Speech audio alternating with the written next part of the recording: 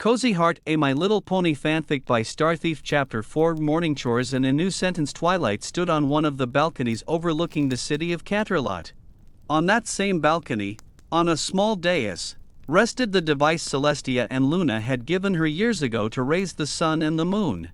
It sat in a stand at the center of the balcony, held aloft by a spell that also kept it running on the proper schedule. How day and night could keep cycling without depending on Twilight, though it could be released for manual use on certain dates, like the celebration of the two sisters, formerly the summer sun celebration that marked Celestia's victory over Nightmare Moon, now a holiday honoring both sisters' unity and reign. Twilight stared at the city's nightscape a while longer, then sighed and turned around. I hope I'm doing the right thing, she thought as she headed back into the castle, only to be stopped short by Rainbow Dash and Fluttershy waiting at the balcony entrance. Well, now that Cozy's out, you want to spring Tyrek too so you can give him a hug? Or worse, we resurrect King Sombra and have Cadance appoint him royal advisor to the Crystal Empire? Rainbow said, hovering with her forehooves on her hips. Her look wasn't just judgment, it was anger. Twilight let out a small laugh, then glanced at Fluttershy. It looked like Fluttershy wanted to say something, but didn't. She was mostly there to back up Dash. I get why you're worried. I am too. But Spike and Discord are right, we just have to do what we did with him. And if it doesn't work, Cozy goes back to her sentence. There won't be any more chances after that, Twilight replied. Yeah, but imagine how the others will take it when they find out. Believe me, Applejack's gonna flip, Dash said. That's why we won't say anything yet. Let's keep this quiet for now, especially from the public. I'll tell the girls when I go to Ponyville, but no pony else needs to know. It would cause a huge uproar. Dash only sighed and nodded, then looked to Fluttershy. We trust you, Twilight. Just don't let that fleece-eyed demon run amok, okay? She stretched. Come on, Fluttershy. I'll fly you back to Ponyville. Oh, that's alright, Discord's taking me. I just wanted to say goodbye to Twilight. Bye, Twilight. And, I'm in favor of this, but please stop her at the first sign of trouble. Okay? Twilight nodded and smiled to them both, watching as they left. Once she was alone, she began walking the halls, thoughts circling back to everything that had happened that day, mostly to Cozy Glow. Even though she'd signed off on Flurry's plan after all the chaos, she was terrified inside. It could have gone terribly wrong for Flurry. One mistake could have cost the young Alicorn her life, and things could have spiraled even worse. Thankfully, it had gone relatively well. Still, Twilight was afraid. She was about to spend the summer with an enemy. Cozy might look like a filly, but her mind was cold and calculating. She wasn't to be taken lightly.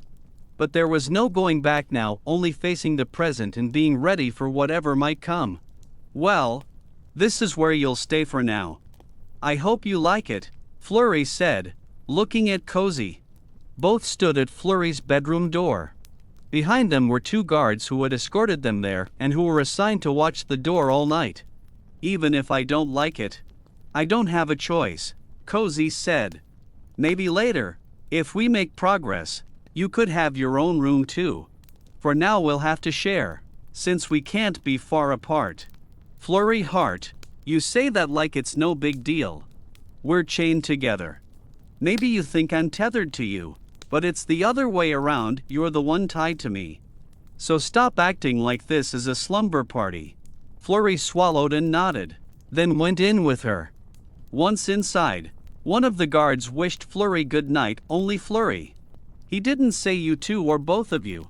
Maybe it was just a formality, but both Flurry and Cozy knew the recent events hadn't made them popular, especially Cozy, who a few hours earlier had heard two guards talking, right in front of her, about how they wished she'd been turned back to stone. The whole castle, no, all of Equestria hated her, even if the news of her being free hadn't yet been announced. Okay. I want to sleep. Cozy cut in before Flurry could suggest anything. partly she just wanted Flurry to be quiet. Partly, she was honestly exhausted. "All right. I imagine it's a shock not being a statue anymore," Flurry said, walking to the bed and straightening it so Cozy could lie down. "You must miss the softness of a mattress, sheets, pillows." "Yes. I'll admit I do." "All right. Lie down." "I'm not sleepy, I'll stay up a bit longer," Flurry said with a small smile, heading to her desk and pulling a random book from the top shelf. "I'll go to bed when I start getting drowsy. I need to ask you something." Cozy looked at Flurry, sitting on the edge of the bed. "How much do you know about me?" Flurry swallowed, set the book back on the desk, and nodded. "What every pony knows. You came to my aunt's school of friendship, studied for a while, and quickly won every pony's affection and trust. Then you tried to drain all the magic from Equestria, got stopped, and were locked in Tartarus with Tyrak. Later Discord released you along with King Sombra, Chrysalis, and Tyrak. You all were defeated again and turned to stone." Cozy lowered her eyes, then sighed. "Yeah. Figured that's all you knew. You and every pony else. I just wanted to hear it." With that, she finally lay back and settled in. "Do you want warm milk before bed? And maybe some cookies, and don't treat me like a little filly," Cozy said. "Oh, but you are a filly," Flurry replied. "No, I'm not. I only look like this. I'm older than you. When I was sentenced, you were in diapers, literally. Not a figure of speech. You were a baby who couldn't even talk yet," Cozy said seriously, already closing her eyes. "So, no, I'm not a filly." Flurry watched as Cozy drifted off. Soon there were no more replies, no sounds, just breathing, growing slower and calmer. "Yeah. Rest," Flurry whispered, tucking Cozy in with her magic before sitting at the desk to read. Later that night, in the early hours, Cozy jolted awake, sitting up too fast, almost gasping and sweating. She darted her eyes around. The only light was the moon shining through a window, along with the nighttime sounds, crickets and wind. The window was slightly open, letting in a chill draft. Cozy shook her head and exhaled in relief. She'd had a nightmare reliving the day she'd been turned to stone. But this time it was different. She wasn't with the other villains. She was alone. And it wasn't the sisters Celestia and Luna with Discord who petrified her, it was several ponies. Their faces were blurs, just silhouettes, but among them stood out two Pegasi in the center. That image burned into her thoughts as she woke. A gust from the window made her shiver, snapping her out of it. She looked toward the window and spotted Flurry, asleep at her desk with an open book. The breeze didn't seem to bother Flurry, she was from the Crystal Empire. After all, cold weather was almost cozy to her. TCH. She's gonna have a sore back in the morning, Cozy muttered, gliding over. She didn't wake Flurry to move her to the bed, nor fetch a blanket. She stared at the alicorn for a few seconds, something like contempt on her face, then went to the window and closed it, pausing to glance outside. For a moment she thought about flying away, then remembered the spell tethering her to Flurry. She sighed and went back to bed. Pust. PSSST. Little princess. Hey. Kid. Princess. Flurry, whatever your name is. Wake up. Cozy suddenly shouted. Ah. I'm awake. I'm awake. Flurry yelped, falling out of her chair and scrambling to her hooves, eyes wide until she met Cozy's stare. Cozy hovered in front of her, forehooves crossed. Did something happen? Obviously something happened. Do ponies in this castle not eat breakfast? Cozy shot back. Flurry rubbed her head, then finally processed the question. Oh. Right, breakfast. You haven't eaten since yesterday. Sorry about that, she said with a small smile. Try 17 years? Cozy deadpanned, half sarcasm, half truth. All right. Well, let's go see what there is for breakfast, okay? Cozy rolled her eyes but nodded, flew to the door, opened it, and slipped out. Flurry sighed, wobbling a little from the rude awakening and from having slept sitting up with her head on the desk. She couldn't even remember when she'd dozed off. When she reached the door, she saw Cozy blocked by 2 crossed spears, the same guards from before, now refusing to let Cozy pass. What's going on?" Flurry asked. "We have orders not to let the Pegasus wander alone," one guard said. "The Pegasus has a name," Cozy replied, pushing against the spears only for the guards to push back harder, knocking her to the floor with a thud. Flurry flinched. She stepped up to the guards, nervous. "Don't you think that was too rough?" "She's just a filly," she said with an awkward smile. "She goes nowhere unless she's with you, princess." The guard barked. But, and she's not a filly. She's a criminal," the other guard muttered. Hey, she did bad things in the past, sure, but we're trying to fix that. A little respect wouldn't, a firm voice cut in. Twilight was approaching. "Is there a problem, Flurry?" The guards wouldn't let Cozy through, and then they shoved her. "I think that was pretty rude. I gave specific orders about how Cozy is to be treated," Twilight said evenly.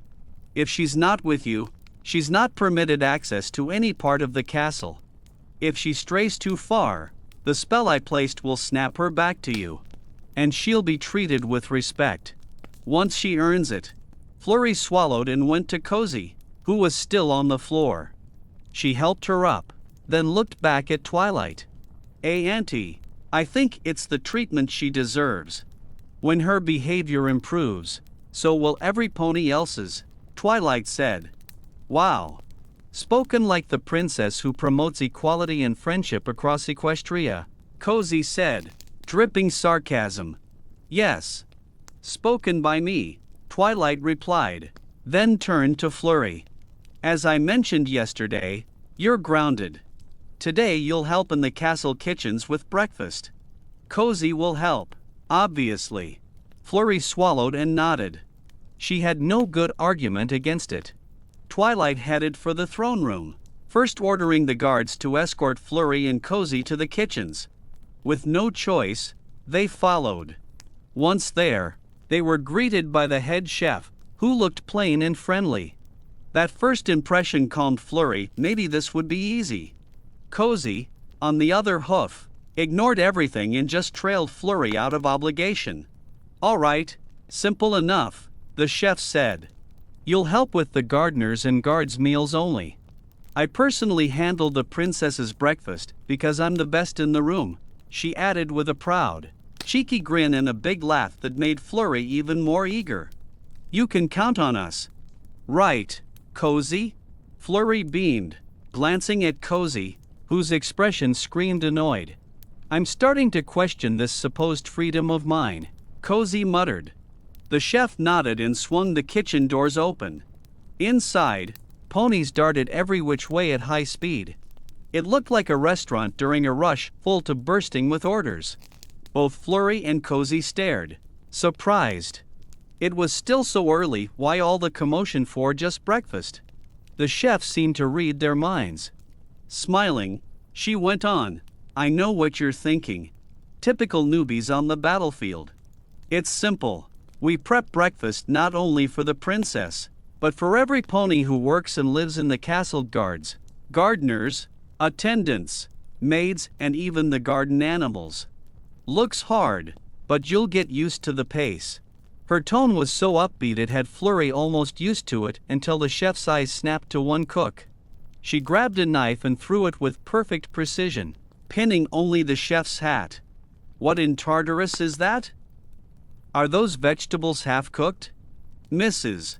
Breezel likes her veggies tender and neatly chopped. I can tell from here they're still tough, almost raw. Redo them. Now." That whiplash shift made Flurry and Cozy stare at each other, then gulp almost in unison. The chef turned back to them with a smile. "Go see that blue unicorn. He'll set you up, he's on guard meals. Off you go. Don't be shy." If you need anything, I'm right here. Flurry nodded and led Cozy to the unicorn. She lifted a hoof in greeting and stepped closer, mouth opening to wish him good morning and ask where to help, but she didn't get a syllable out before he started rattling orders.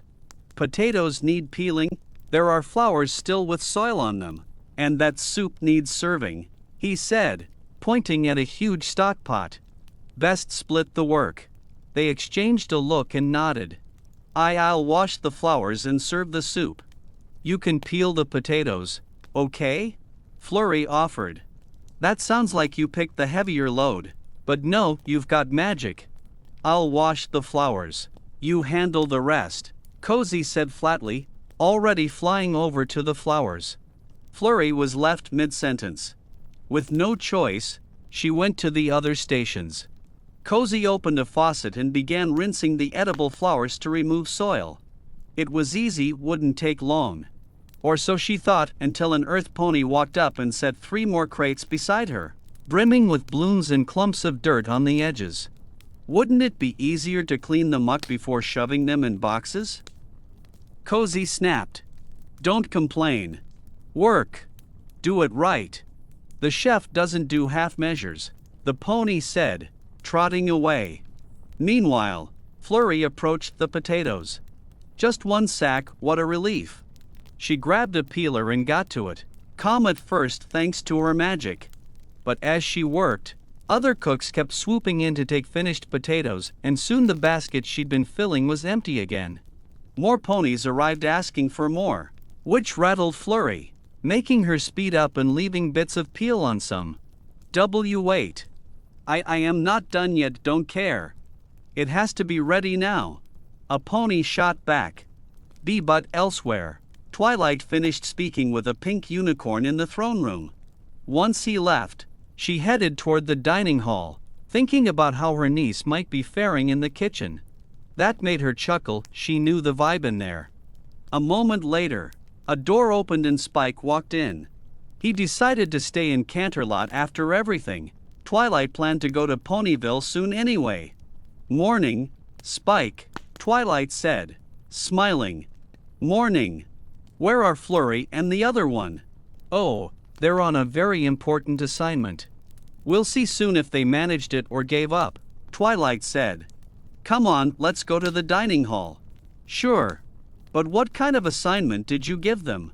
Oh, something very simple. He. Twilight's mischievous smile hit Spike with nostalgia and a little fear. He knew that grin.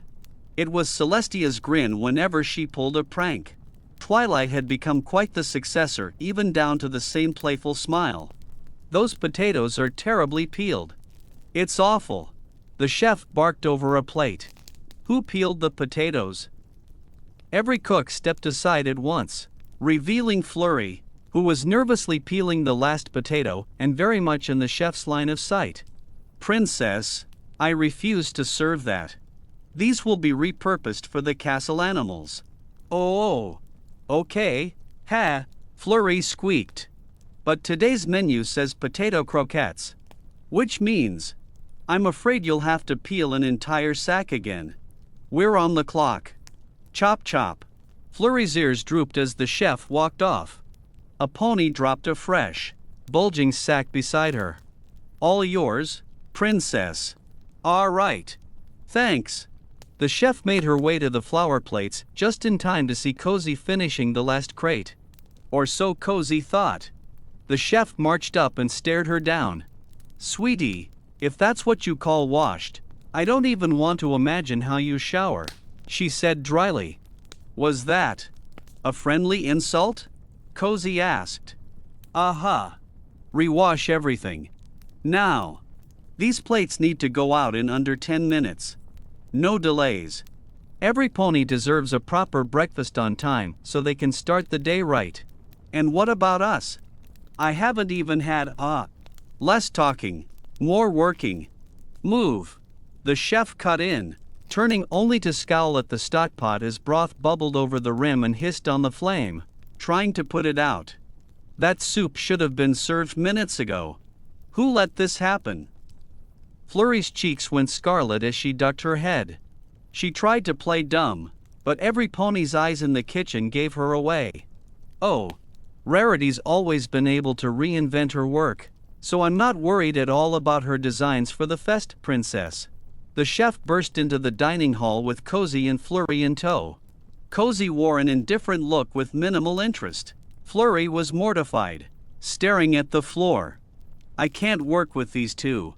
They've disrespected my kitchen and breakfast itself. With your permission, I'll leave these culinary criminals here. With that, the chef spun on her heel and stalked off, leaving both of them in front of Twilight. Flurry hunched lower, bracing for a scolding, while Cozy plopped into a chair inside. I'm sorry. It's just that every pony wanted me to hurry and Flurry's apology was cut off by her aunt's laughter. Twilight couldn't believe they'd lasted that little in the kitchen. She knew it was a rough arena for any pony, but that was comically fast. She stood, walked over, and wrapped her niece in a warm hug. There. I figured this would happen.